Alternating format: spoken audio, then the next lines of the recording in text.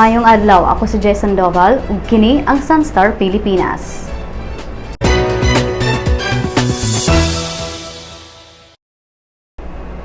Makadawat og tag 30,000 nga bonus ang kapin 4,800 ka mga kawani, lakip na ang mga piniling opisyal sa kagamhanan sa dakbayan sa Sugbo human giaprubahan sa konseho sa dakbayan ang pagpanghatag niini.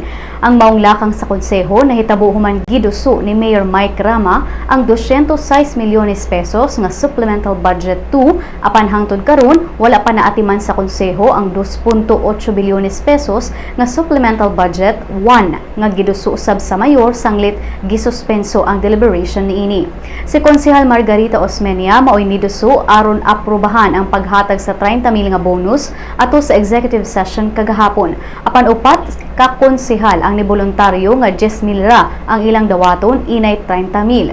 Mato ni Konsehal Mary Ann de los Santos nga sobra ra kadako ang maong kantidad nga pahimuslan sa mga kawani. Apan ang uban nga mga konsehal miingon nga gamito nila ang maong kantidad aron ipamalit og pinaskuhan alang sa ilang mga higala ug kinugos sa bunyag. Usa ka babaeng pastor sa Davao City patay sa sunog niadtong Domingo sa gabii. Napalgan nga napaig ang lawas ni Nova Havana Nuez, 25 anyo, sulod sa pansayan sa staff house sa ilang simbahan. Base sa investigasyon sa kabomberohan nga naglisod og gawas ang biktima tungod kay ang kayo nagsugod sa tunga sa kwarto. Ug niadtong higayuna anaa sa tumoy nga bahin sa balay ang biktima ug wala na kini maagian pagawas.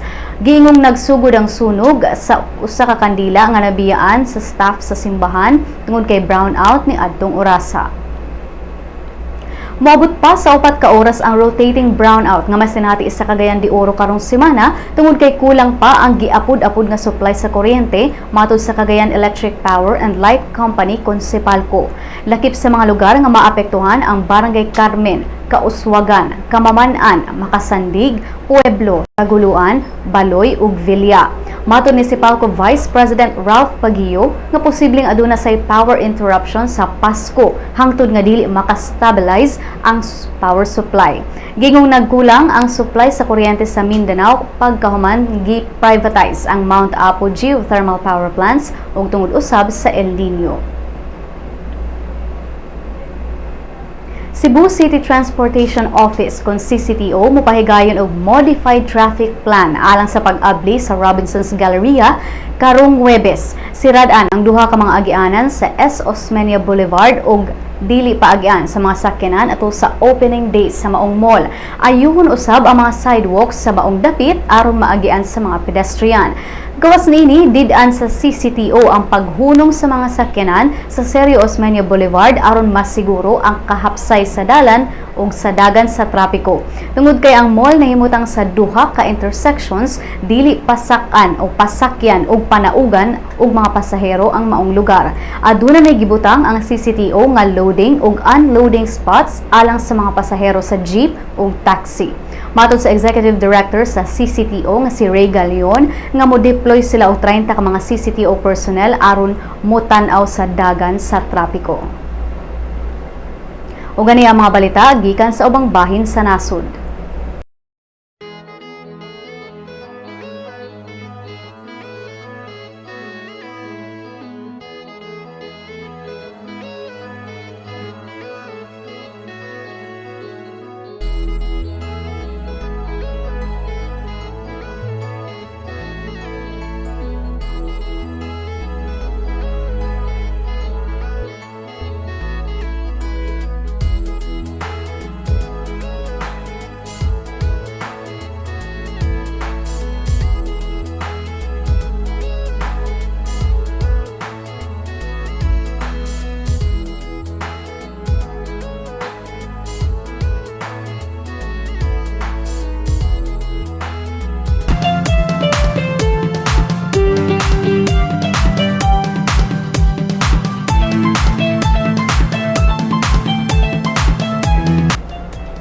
It's Showtime host Vhong Navarro giklaro nga wala pa sila nadawat nga bisan unsang statement gikan sa ABS-CBN management kalabot sa chika nga matapos na ang ilang noontime show sa Pebrero sa sunod tuig.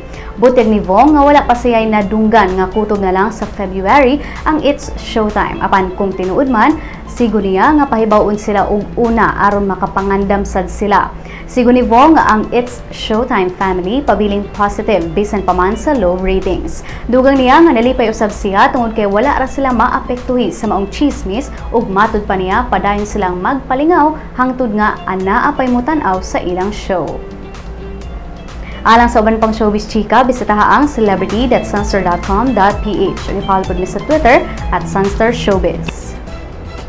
Ania ang balor sa dolyar gikan sa Bangko Sentral ng Pilipinas.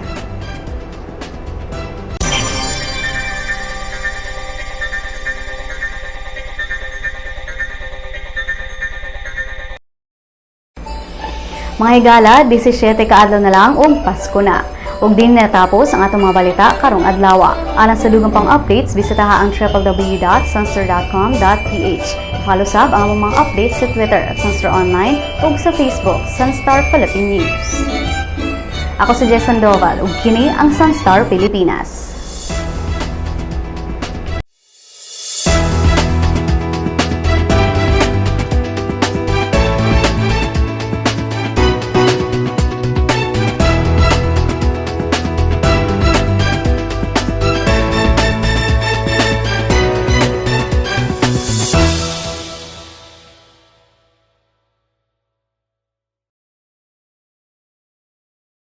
Welcome to the newest member of the Sun.Star family, My Sun.Star, a mobile application that allows you to remove all the online clutter and focus on what you want, what you need. To enjoy our latest edition, you must have an Android device, a mobile phone or tablet. Go to the Google Play Store, type My Sun.Star in the search box. Click on Search. Once brought to the application, click on Install. Wait. When download is complete, click Open. You will be brought to the login page. You may use your Facebook or Google Plus account to register. If you are already logged into your Facebook, registration is automatic. Next, select your interest. Click on at least 3 categories and at least 1 location like Cebu or Davao or any of the cities in the Sun.Star network. When you're done, click on Done. Great selection! If you do not select any category or location, you will automatically be brought to the News Bits section where you can find, in one glance, a list of news of the day that you should know. If you have selected your interest, the News Bits will be the first list, followed by different categories that you chose. This way, you do not see all the other news and articles that will not be relevant to you. What you see is what you want. If you want to add more categories, click on the menu icon on the top left. Choose My Interests. Select again. You will also see in the menu information prepared specifically for the mobile app. These are Lotto, classifieds on jobs and properties, and obituaries.